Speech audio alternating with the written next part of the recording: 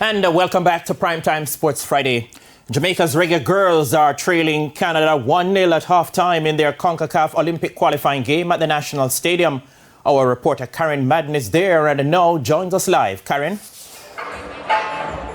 Thank you very much, Spencer. As you joined us here, it's halftime at the National Stadium. Nichelle Prince's 18th minute strike is the difference maker. The truth is, though, that Jamaica has been dominating this encounter. In fact, Jamaica had the earlier opportunities, two corners which came out not, and then it was Nichelle Prince who had the 18th minute strike, which saw the Jamaicans going into the halftime break, trailing Canada by 1-0. But the Jamaicans have not embarrassed themselves. They have actually given a very good account of themselves, and we are looking forward to see what Coach Lorne Donaldson can fix in the halftime break. The big news, though, is that Konya Plummer, the former captain, returned to the starting 11. The first time she's starting in a game for Jamaica in some 2 years. You'll remember that she went off to have her child and returned to the squad for the World Cup. Didn't see any minutes in the World Cup, but made it to the starting 11 here today. Recently signed in the Mexican top flight.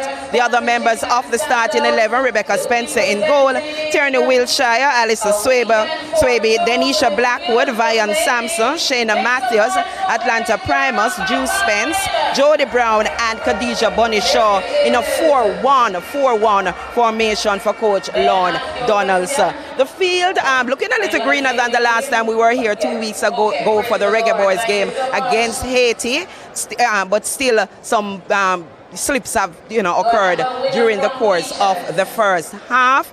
Not seeing a full stadium, far from it, but quite a few fans have actually come out to see the Reggae Girlz. As we throw it back to you, Spencer.